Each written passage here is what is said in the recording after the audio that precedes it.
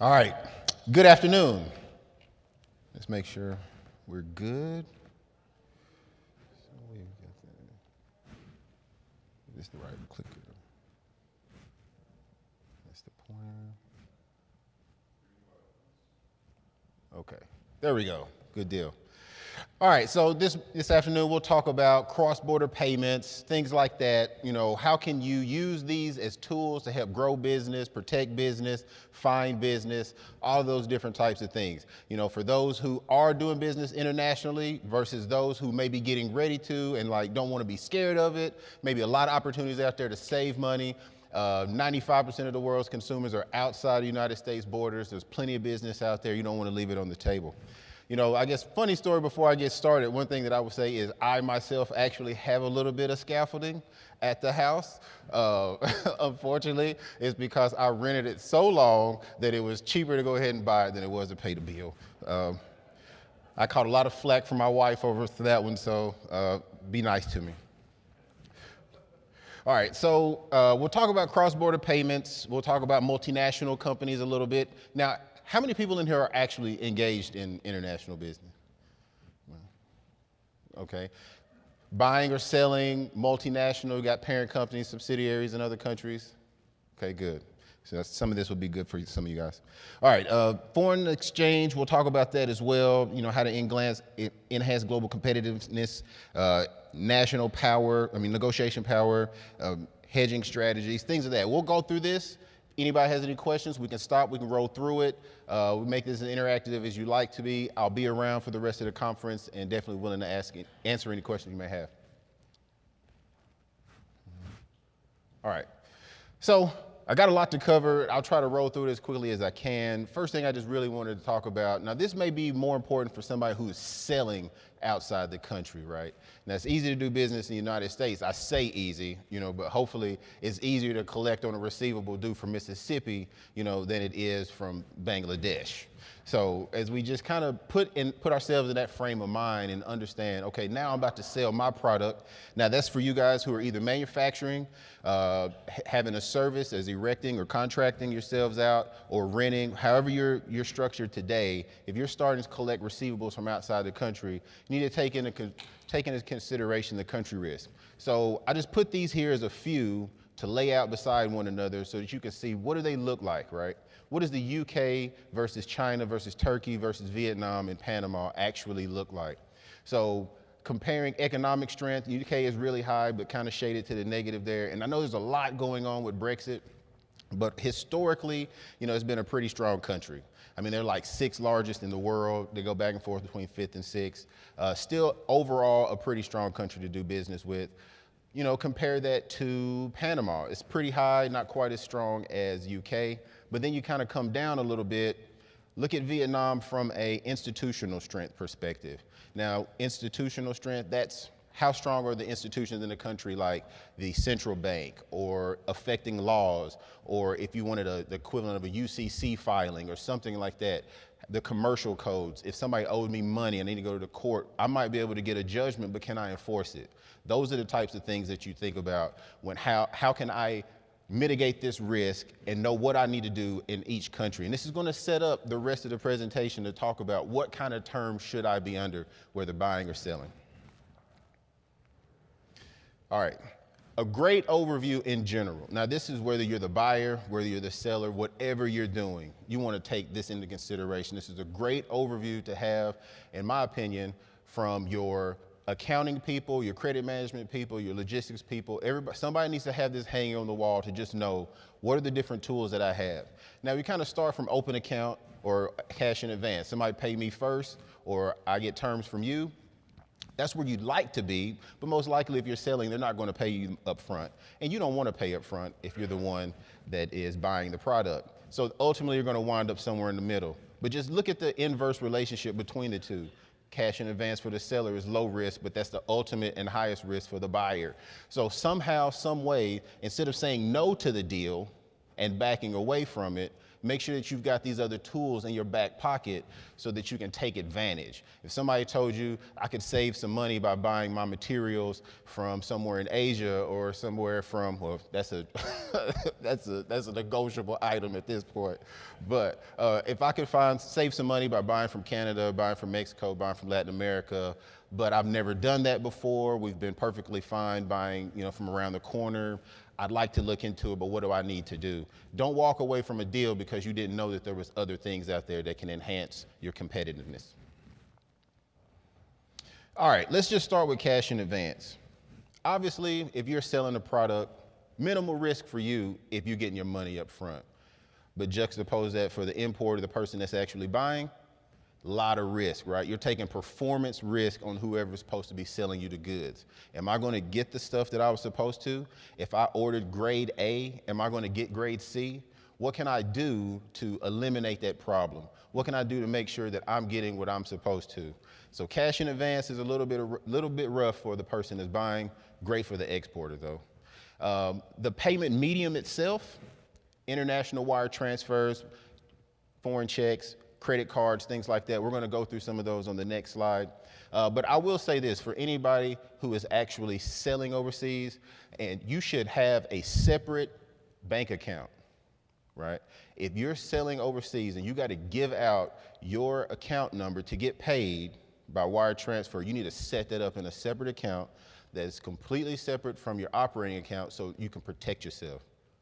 Put a debit block on that account so nobody can claw those funds back, okay? That's very important, because otherwise you're giving them the keys to the candy store. Okay, wire transfers. Final payment, we understand how those work.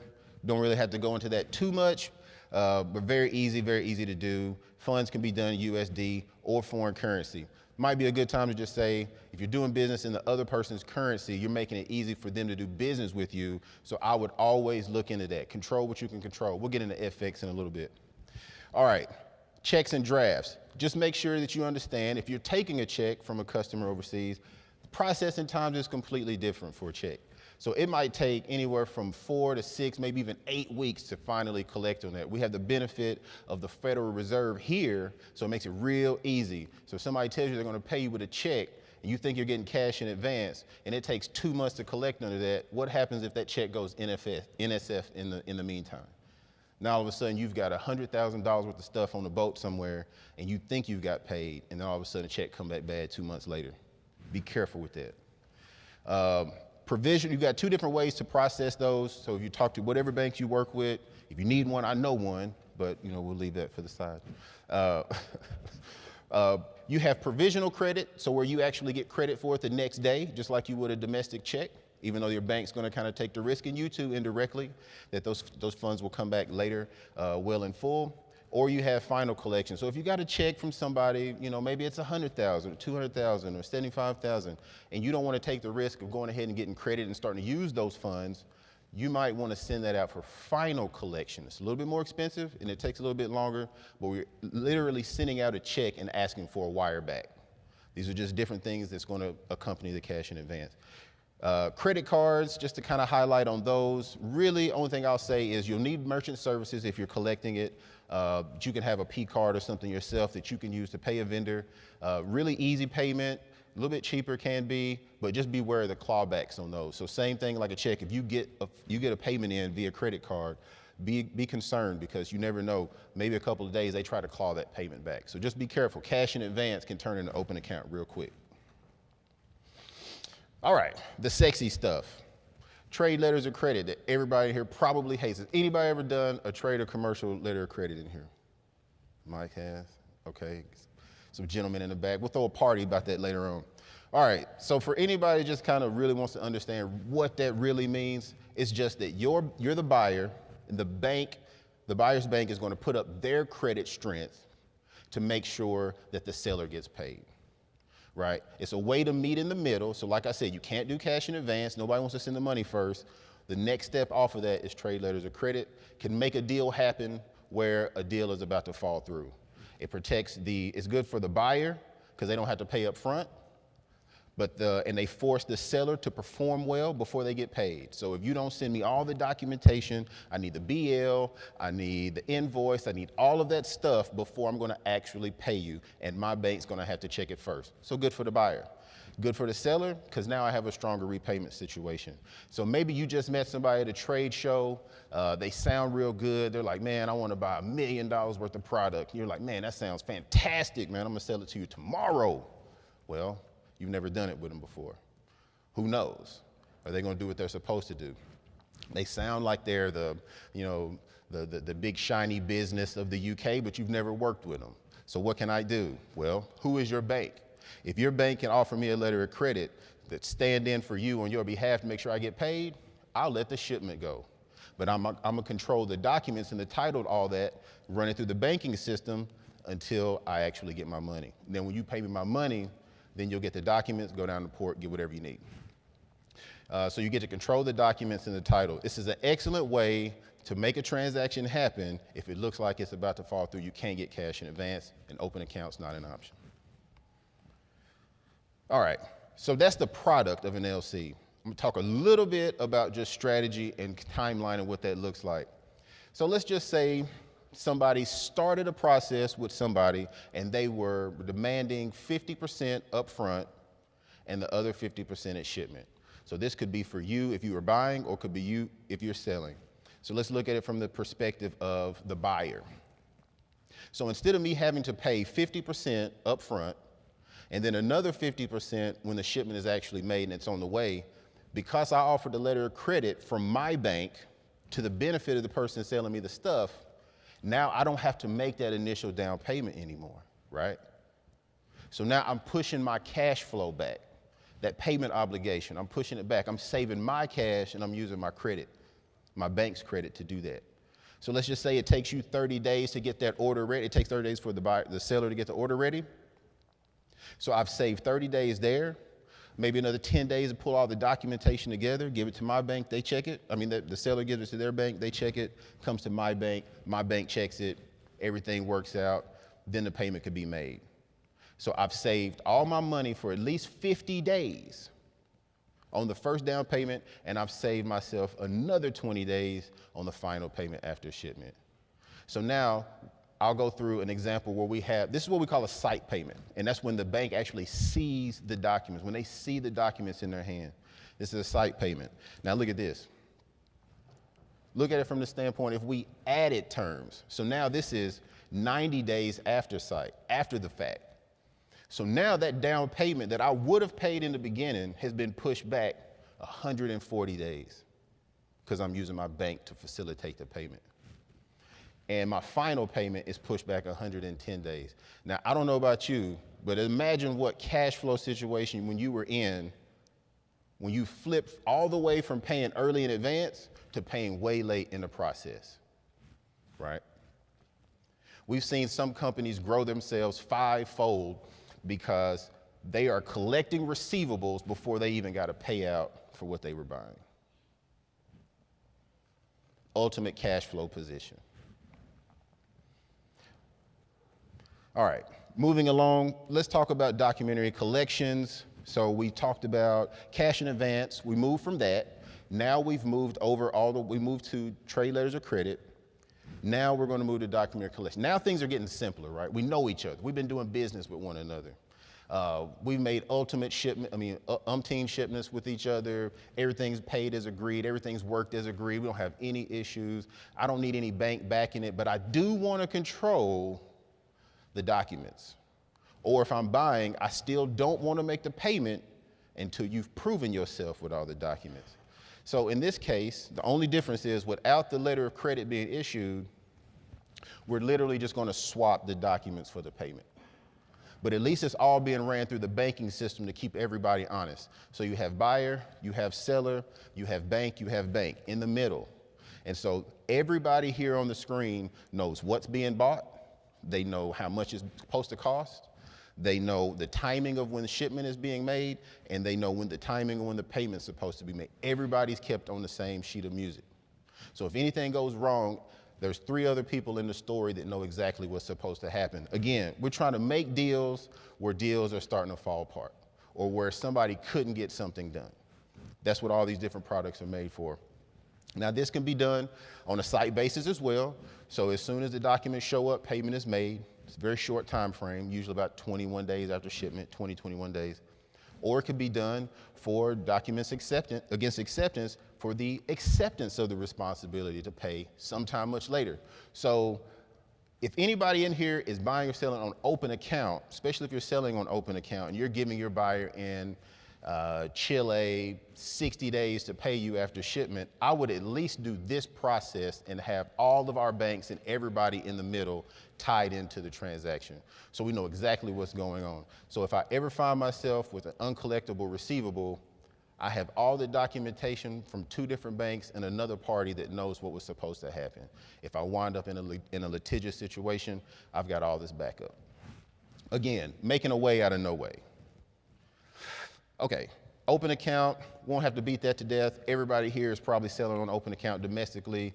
You can do that overseas, but just understand you're assuming a lot of risk, right?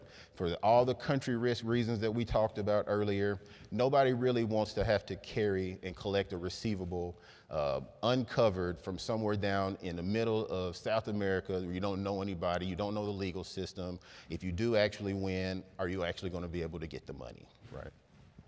So it would be hard to actually even borrow from that. So if you got a bank that's lending you money and you're telling them, well, I've got $2 million worth of receivables that I'm gonna collect from Guatemala, right?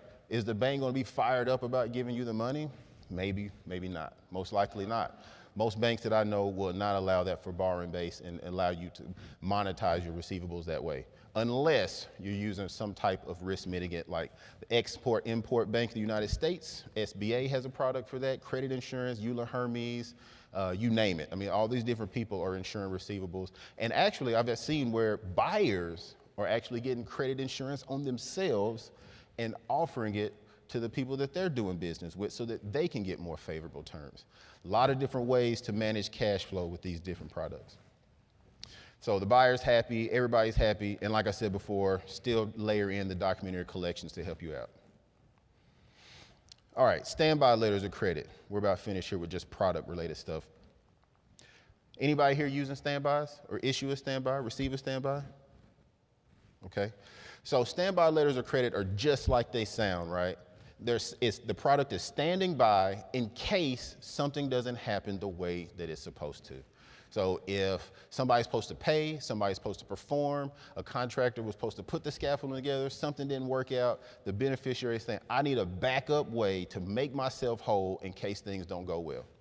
So as you see, it took me 50 hours of man time to find the perfect little white guys here to throw in a slide to go along with that. But he's literally standing by in case the agreement falls down, to be made whole. Very versatile, can be used in a lot of different ways. We've got some customers that receive standby letters of credit to support open account sales down in the Caribbean for the past 20 years. They keep them on hold and they've never had an issue, but if they did, then they would have a way to draw and get that money back. Good for credit enhancements. They use for captive insurance products. That's not really international. But these foreign bank LCs can be used for collateral. We'll give a little bit into that when we talk about multinationals. So how would you see it used? Let's just say that you're expected to cover hold about $100,000 worth of receivables from somebody for turns, every 2 months worth of sales. So you could get one standby letter of credit that you can hold as collateral in case your buyer doesn't pay you, and that one $100,000 LC with 6 turns a year can cover $600,000 worth of sales with bank guarantee.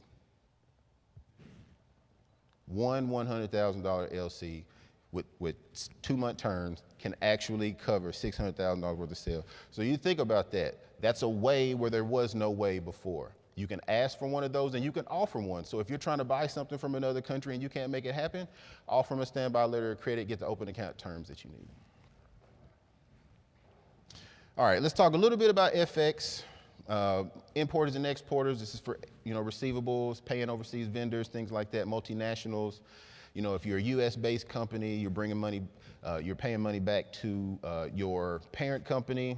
if you're a U.S. company here, then you've got subsidiaries in another country, then you got to get money back. Foreign exchange, it plays out in actual transactions, it plays out in translations of financial statements, a lot of different purposes here, but FX really underpins the economy globally. If it wasn't for the FX market, which is actually way bigger than the bond market, it's like $5 billion worth it's $5 trillion every day that gets traded in the FX market compared to the billions of the bond market. It's way bigger. It eclipses it many times over. All right, so just talk about some of the drivers here. We won't get too deep into the numbers, but just from GDP forecasts, there's a couple of different indicators that we would look at when we say, well, where are exchange rates going? What's driving that? What's about to happen? So if you look at each one of these graphs, in the middle of them is 2018. So to the right of any of those, you can see the direction of the GDP forecast. USA may come down a little bit, but that's coming from much higher than we were. UK is actually on an upswing. So you can see where Brexit happened, people were concerned, started coming down, but now it's turning, going the other way. Mexico has a little bit of growing to do, but will probably level off and come back down a little bit. China is continuing its soft landing from where it's been over the past few years. So that's why you see them kind of playing with the exchange rates and everything that they can do to keep as much lifeblood in their economy as possible. Canada is going to fall the way of the United States for the most part, but as long as oil holds up, which we see, having some challenges with that as of late because of some new news. Canada has kind of been okay, but they're going to flatten out. Eurozone is probably going to continue on the decline that they are in. They're in negative interest rate territory right now, probably remain there. Just quick forecast, take this back home with you and understand USD to CAD. Probably see a little bit of decline there, and mostly declines across the board, but euro is steady to come up. So if you are buying anything in euros, you might be thinking about hedging. That might be somewhere you might get hit. GBP is looking to strengthen there as well as they get past Brexit and actually start doing something about that, just leveling off. The further we get away from the actual action of Brexit and the implementation of it hasn't really happened the way they want to, but the catastrophic event that they thought it was going to be is actually not turning out to be that way. So if you're having any concerns there, if you're buying, if you're selling, if the currency is moving against you and you're about to receive, then that means you may be receiving less money. If you're buying overseas and the currency is moving against you, then you might want to start hedging so you can protect your margins. Something else I want to point out here too, because I don't know if everybody's cognizant of this, but we understand that there are two different rates to watch in China. Does everybody kind of understand that? You may look and see that whatever the Chinese renminbi is doing today or has been doing for the past couple of months, just make sure you got to know, is the payment being made offshore or onshore? So CNY, that's a payment onshore to China on the onshore market where it's a little bit more controlled. The CNH is offshore. So those payments are usually made in a place like Hong Kong or somewhere like that. So just make sure if you ever talk about Chinese payments, you got to know where that payment's being made and which exchange rate you need to be looking at to see which one is more applicable for your business. All right, so we talk about hedging. Now this is an example of what happened around the time of Brexit. So everything was plodding along, moving up and down a little bit like it normally does. All of a sudden, the Great British pound lost 11% against the value of its value against the USD on one day, right? So the white line represents where would you be if you would have hedged and stayed normal. We saw a little flash crash here. It fell down about 6%, popped back up. I know people in the back probably can't see this. All the slides will be available. But just understand, because I know I've had these conversations with people when they talk about hedging, right? And they're like, oh, hedging, I don't want to take all that risk and do all that stuff. Actually, hedging is not taking risks. Not hedging is what's leaving you exposed. You need to understand, you stay good at your business, right? If you're making scaffolding, you're selling scaffolding, renting scaffolding, constructing it, stay with that. Don't play the market. Do the business in the other currency so that you can be competitive. Because you imagine, if you're doing business in Europe and the exchange rate, the dollar is getting stronger. Well, now, if you're forcing your customers to pay you in dollars and the dollar just moved up 10% against the euro, guess what? Their price just went up by 10% as well. It takes them more euros to pay your dollar invoice. So when they look down the street and somebody else is offering to do that same service or provide that same product in the euro amount, then their payment and their invoice is constant. Yours just went up by 10%. So offer them to be able to pay you in euros and then hedge it on the backside for yourself. The small percentage that you would have to pay for the hedging costs may be made up by the additional business that you'll get in sales. Don't miss out on the growth opportunities because you're only willing to do business in dollars.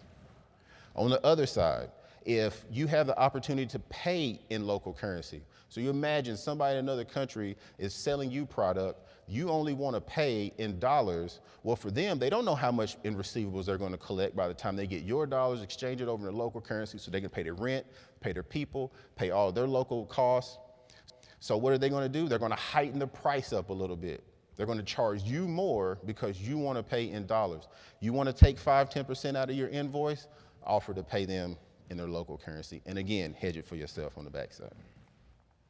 A couple of strategies here. We won't go into all of these, but forwards is just a straight call the bank. Hey, I need to buy 50,000 euros 2 months from now. What kind of rate can I get? Lock it in, done. It's pretty easy. Swaps, a little bit different, where you may agree to buy a particular currency and then turn around and sell it back in the future. A couple of different reasons for that. Maybe you just took in $200,000 worth of Great British pounds. You know you're going to need it 2 months from now, but you don't want to hold the pounds. You go ahead and you buy the pounds today, agree to sell it back in the future. Things like that. The swaps, you can use it a lot of different ways. Options, this gives you the right to actually contract in a particular currency, but you don't have to. So you don't have the obligation to do it, but you have the right to do it. This might be, say you was going to buy a company in Mexico, and you're going to pay for it in Mexican pesos. So this $10 million that you were going to pay, you don't know if the deal is going to go through. So instead of you contracting to buy all those pesos and then hold them somewhere, well, what if the deal doesn't go through? Now I got to sell the pesos back into the market. I might take a hit. So what can I do? I go out and I buy an option to be able to buy the $10 million worth of pesos. So in case I don't have to use it, I don't have to go through with the contract. Different strategies for different reasons. Okay. All right. Just show you where the hedging may come up. So let's just give you a quick example. We don't have to get too much into all the numbers and things, but just wanted to say you take a company that's doing 50 million in sales and about, 10 million of those, let's say maybe 30% of that is actually denominated in Great British pounds. So only thing you're going to see is the 15 million that's in your financial statements, right? But in all actuality, back at the beginning of 2016, that would have been about 10 million Great British pounds. So that's just a visual representation of what that looks like. So as you go forward, that's what your exposure looks like. Now, that may gain you more business, but you just need to be cognizant of what that exposure looks like so that you can hedge it. Only thing I really want to point out here, we're just going to look at that bottom line figure.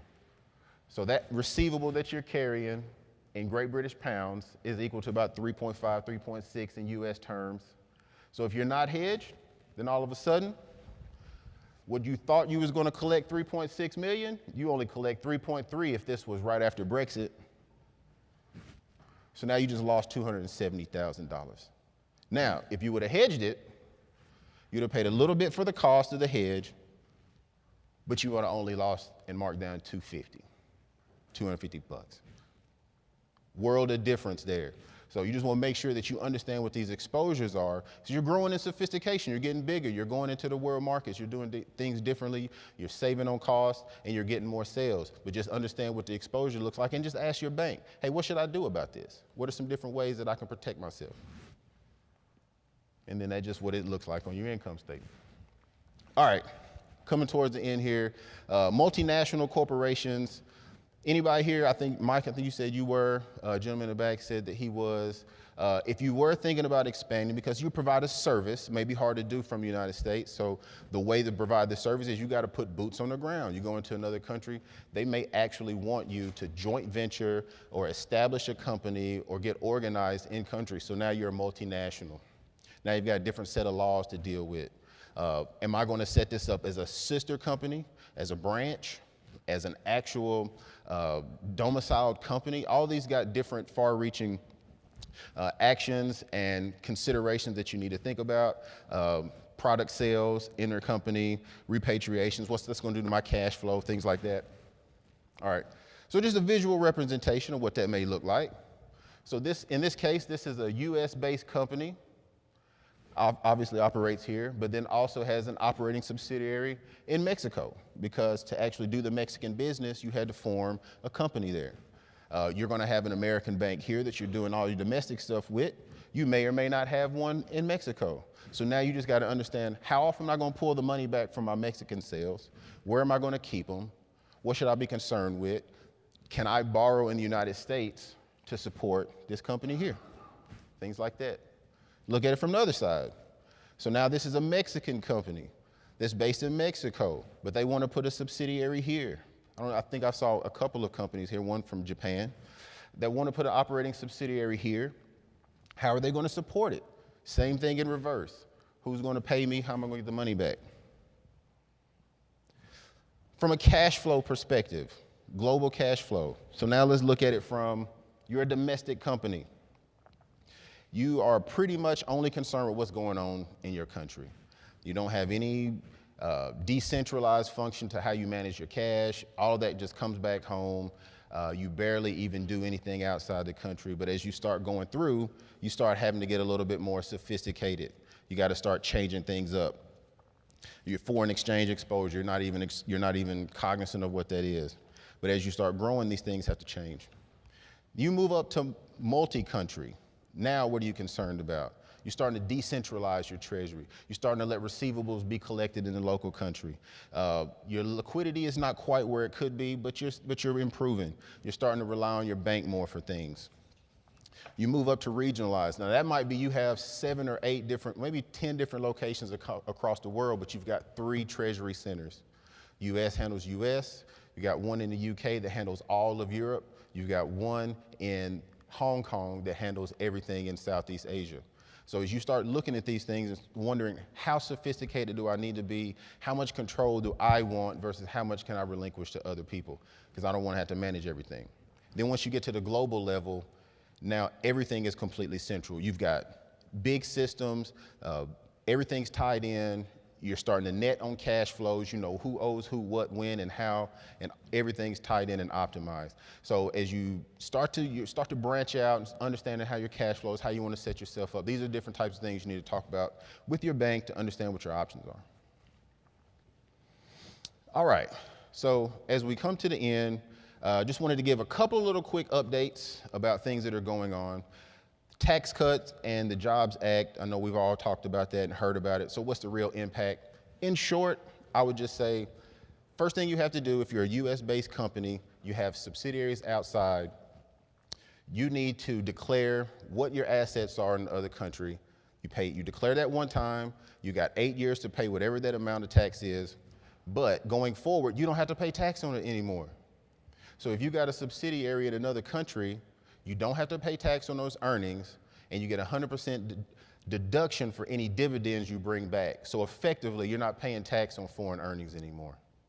That's big, that's huge. We're actually starting to see a lot of multinational companies starting to come to the States. I've got a couple of Chinese companies that I'm working with that are coming to the United States because of the lower taxes. And so it might even shift revenue recognition for certain US companies.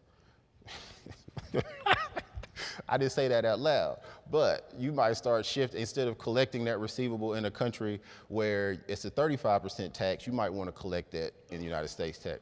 Do consult your tax professional, folks. I'm not telling you what to do or how.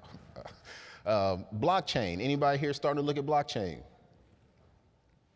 It's something that is going to come up real fast. I would suggest that you start talking to your freight forwarders about it. What is blockchain? Essentially, it's a distributed ledger. So think about your accounting teams. They have ledgers that they keep up with. Now just imagine disseminating that ledger across all of your business partners that you work with. So now as your product moves to me, we see it instantaneously just like that. Payments move just like that. So blockchain is going to be a big event. It's going to be a huge disruptor, and I would start talking to your bank or your freight forwarders and your logistics people about that.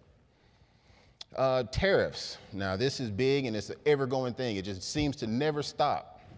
Every time we think we got it under control, it pops up again. So where we thought that the tariffs was only going to be on about 50 billion worth of exports from the United States and to the United States from China, now it's all over the place. Where we thought we were concerned about China, now it's all the NAFTA countries, the EU, and everybody else. So I think the 50 billion that they originally talked about only accounted for like 10% of the trade that was coming from China to the United States.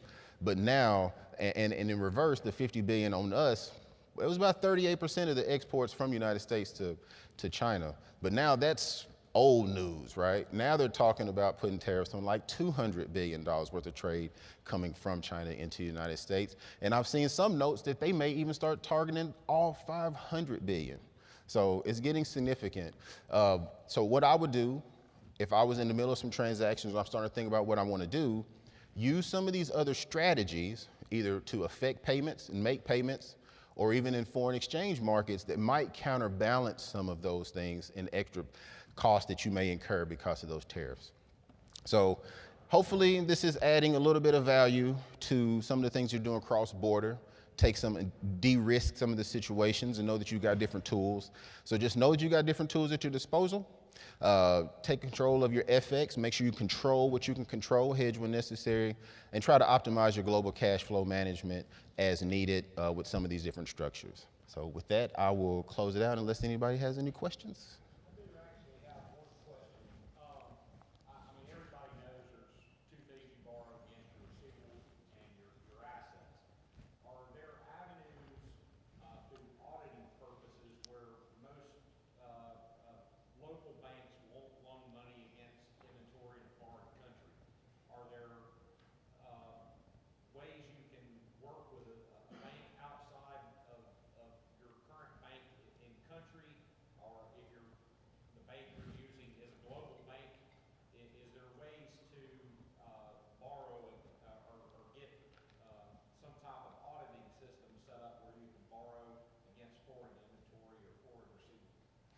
Sure, good question. So, his question was, how can you leverage the banking system or financing structures to help if you are a U.S.-based company with overseas assets and receivables that you want to use? That's probably most likely an asset-based lending arrangement, to where you can break down all of your assets between your receivables, your inventory, all of your trading assets, so that you can locate where they are and how much that is and how impactful it is. Sometimes if the US-based assets are strong enough that the overseas assets are not quite as material, then it's not always an issue. If the overseas assets are substantial and might be just as much, or the bank relies on it just as much as they do the US-based stuff, then it would be more important. I would probably see that haircutted just a little bit. So maybe they want to limit that overall reliance on the foreign assets to maybe a certain percentage of the borrowing base. Some of the things that I've seen to get around that is the standby letter of credit situation we talked about a little earlier, where your bank here could actually issue a standby letter of credit to the benefit of a local bank in that country, so that they would lend money to them, because they don't know you, right? They don't know that subsidiary and all the assets, and the majority of the assets and the cash is in the United States. So they may need some support to be able to lend to them locally.